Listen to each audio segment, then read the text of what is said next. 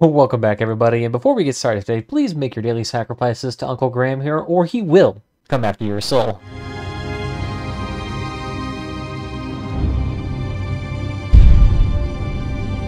But either way, welcome back, everybody. Today, we're taking a look at the brand new operation here, Ashen Ring. Now, I know a lot of you have said some comments about Ashen Ring in the last video. I know, not everyone's the biggest fan. I can understand that. I understand it is basically just a modified version of Frontier Defense, but hey, any sort of like cosmetic or lore-based event here, I'm always a big fan of. So let's go ahead, get into battle, and let's see what it's all about here. Take part in defending the scientific complex from waves of the Ravagers under the leadership of Torbjorn Lindholm, the founder's best engineer. And let's see, what else do you think here? Survivor, this is Torbjorn Lindholm speaking. Your objective is to retake the captured outpost at the Ashen Ring and organize the defense against the waves of Ravagers.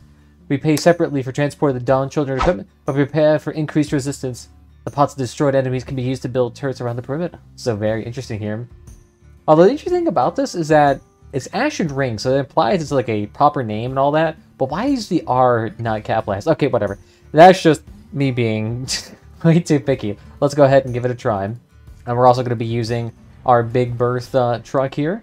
We've got the Humpback Cabin, 3 Caucasus, a Doppler radar, Cheetah engine for that extra speed here, and the Apollo because, well, we just need all that extra energy here. But really nice cabin here. I believe we also have some cooling parts on here. Let's take a look here. Yep, we do have a single radiator, that really being the old thing here. And we also have the 3 tires. And I believe we are using Hans, as always. Best co-driver. But here we go. Back here on the scientific laboratory map. Is this one just called Ashen Ring? Like the regular PvP map? Okay. Kind of sad they don't have like a special PvP map for this. But Mo looks incredibly slow there with his medium wheel car. Oh yeah, he's barely just inching past here at the 4K range. Oof. Oh, Lonholm is not feeling us at the slightest. Oh, cutesy. And he's going straight for as much power as possible. Oh! Whoops, did not mean to flip you over, my dude. It's just so hard. Actually, am I the highest power score here? Okay, no, I'm not. I'm like the 3rd most powerful car here. Although, to be fair, once everyone gets up there in the 12K range, doesn't really matter. Interesting car, though. It literally just looks like a little convoy they took for the exhibition. They just flopped it down. That's kind of fine, though. It's not like the, there's one car in the adventure mode in one of the missions where it literally does look like a special made asset with special tank tracks on it. Looks super cool. Ooh. Makes it more difficult? I don't care. Let's make it more difficult. Although, I don't know. Is this one of these modes where it has unlimited lives, or is it only 2 lives? I didn't bring extra repair kits here, so I don't know. Let's give it a try, though. Can't be too bad. Oh, he's getting that. Cool.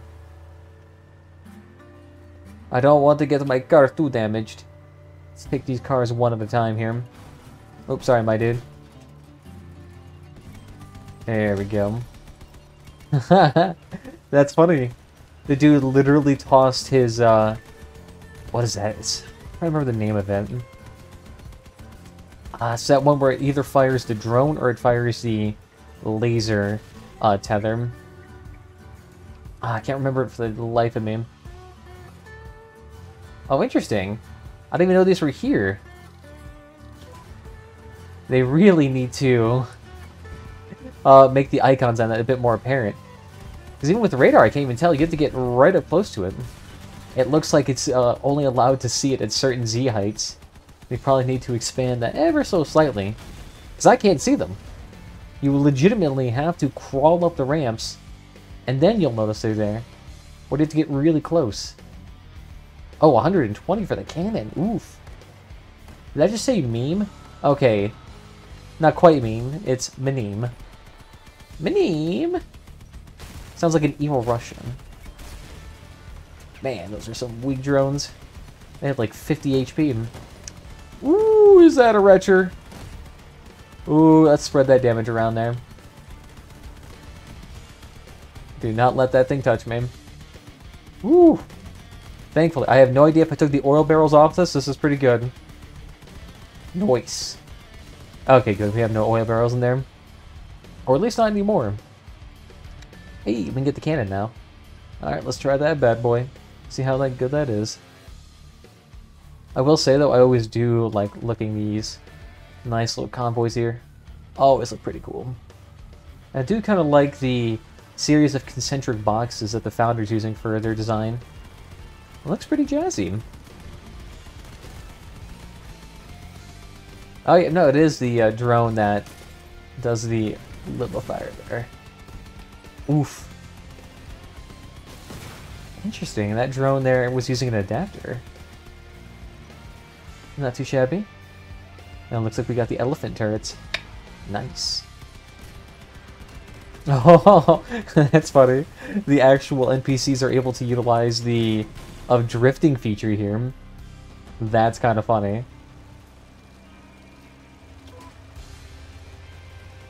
There we go. More turrets. I'll say next, they need to be able to make our own turrets. If you can start doing that, I feel like that would be just absolutely perfect for this. Being able to utilize your own turrets, have a map creator, that would make this game like 700% better. But of course, implementing like something like that, like, oh yeah, just make a map creator. That's so easy. It's like, no. Unless they literally give us the map creator they use for internal use. But I wouldn't be surprised if they have even developed like a easy UI-based map creator. No, it's probably all console commands still. It's like, why would we do that? Sounds like too much money. Although I will say though, dang, that is a pretty sweet looking car there. The use of the big rams and the other tires there to give it a very distinct lurching over position. Looks pretty nice. Well, I imagine trying to shoot behind that car would be a pain. Oof. Okay, good, we didn't get too injured there. Let's see, any more turrets here we can plop up? I know we can probably upgrade them. Like, yeah, we could probably upgrade that. But considering it's tier 2, we're going to need 160. So I'm going to wait on that for a hot second. The NPCs here are actually pretty bad about killing the drones. The turrets here are actually staying up quite easily.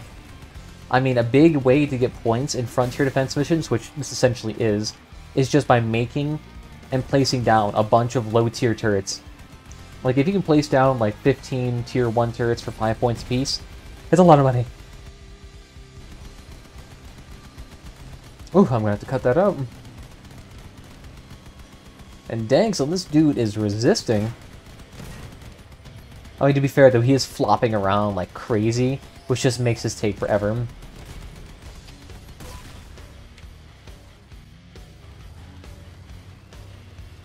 Not to mention that Momo dude is just like face fucking each one of these things to its absolute peak. Alright. Look at this boy repaired. Nice. Oh, 25 points? Do you seriously get 25 per drone? I mean, that's pretty snazzy. It's a lot of points, actually. Although I guess it just depends on how much points it takes to get a certain amount of plastic. Because I think with harder raids, isn't it like you need more reward to get a certain unit of resource? I know it also depends too. It's like, what, 100 to get like 10 copper or something like that? Oh, that's probably changed. It's always so changing and so flexy. I don't know what's going on. Ooh, ooh, ooh. Kill him. Honestly, the ones on hovers, probably the most annoying ones. Because they can just distribute the damage completely around them, and just makes it take forever. Still not as bad as old, what was it, the Steppenwolf faction, which everyone's had like 2000 HP, a Bastion cabin, and the NL200s. Those vehicles are just, ugh, please don't make me fight them. It is so bad. Not like they're like unbearable to kill, it's just that if you're trying to do them alone, or if they're like focused on you, the chance of you getting like super high damage against you is just insane. Out of here with that drone. Oof. I mean, we have picked up a couple of these little rewards here, so they are going to get a bit more expensive. Hey! Alright, might as well just pick up the extra cargo since I'm here. Why not? Car looks pretty healthy. Now. Let's see what happens. Mo, are you doing anything there, my dude? Is there like an achievement for staying alive the entire round? Oh, gotta love him. AFK. Boop. I've become enraged. Interesting. Yes, is it interesting, Mr. Finnegan? Yep, they are getting a bit beefier. Ooh, let's just go ahead and dance around him. Because that dude hurting. And of course he has the cabin that allows you to get extra power. At least it ain't the cohort. That would suck. Alright, this is going to be a bit more difficult, mainly because we have a member just straight up AFK now. Ooh, alright, we're going to hover around this. Just because we need the people here to get distracted by the tower. Yeah, because now just go ahead and let them get distracted. And let the turrets do their DPS. Oof. Freaking mammoth cannons there. I'm surprised they use just straight up regular weapons for the cannons. But they have custom assets for the machine guns. I wonder if they're ever just going to like, here, we're going to make them do equalizers or protectors or X, Y, or Z weapon instead.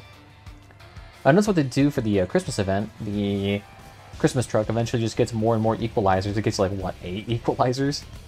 I mean, it's still like 0 damage. But it's a nice thing. Oh, wow, that... I think that truck actually might be from the Christmas event.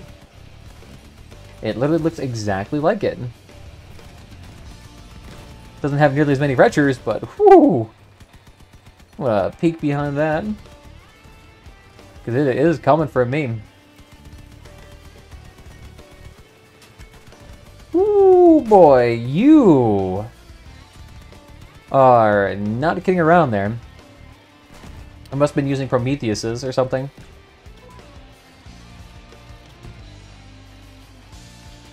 Yeah, each one there is like 25 points. 71 points in total, though, only for the 3 levels up, though. Interesting. So it's like 20, but increases by 1 for each one, maybe? No hurty!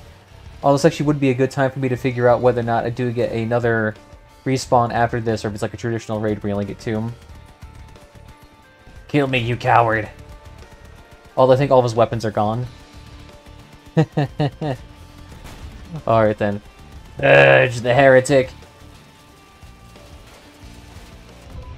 Oh! Okay, no, you don't. Hello? No! The truck just gently rolls off, and then it claims victory. Oh, that's funny.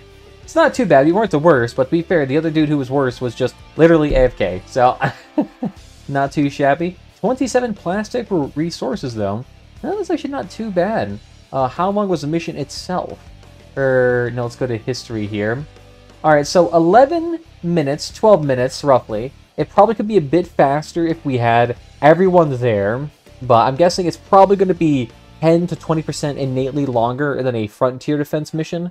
But as you can see here, the rewards are pretty much exactly the same, and it is consistently higher here. I mean, you can do frontier defense missions at roughly around the 9-minute mark here, and I'm guessing Ashen Ring probably takes innately 10 minutes or higher. So it's not better than traditional missions, and I doubt you can get the coupons from this as well. But with that, you also get the, since it's considered a brawl, you do get credit towards your quote-unquote challenges here. So I believe there's one here for brawls here, as you can see. So you do get progress towards that, but if you wanted to do something else for, say, like the hard missions, medium missions, you do technically get badges for that as well. As you can see here, you get 150 for doing 10 here. So you do get more badges per unit of effort, but it takes more time. So, it's a mixed bag. I do appreciate that it's at least visually different. There's more turret options. Turret placements are more impactful. There's challenge modes that come associated with doing this Frontier Defense mission. So I consider this to be like an evolution of the Frontier Defense mode. And it actually is pretty good. I do appreciate it quite a bit. I mean, it's certainly not as thematic or as charismatic as the Operation Gozu event for the Syndicate launch. But it's still pretty good. It's still pretty good. And I will appreciate if they do continue making these modes more and more frequently. Although I'm not quite sure if there is too much value in making a mode that's only going to be around for like literally 2 months. Maybe they should probably like try to incorporate these changes into a broader overhaul with Frontier Defense with Crossout. Like if they can get that extra challenge mode integrated into Crossout with the increasing card difficulties there, that would be incredibly interesting as well. I wouldn't mind seeing that. So I'll have to see how that turns out here. Other than that, though, I think that should pretty much be it for my thoughts on the Ashen Ring event map here. What do you guys think about it? Is it interesting? Yay or nay? Leave your comments down below here. And if you tried it out, by all means, feel free to tell me what you think about it. Is it good in your opinion? Should they change it? Should they roll some of these features into the base game? Let me know down below, guys. I'll see you guys next time. Bye-bye.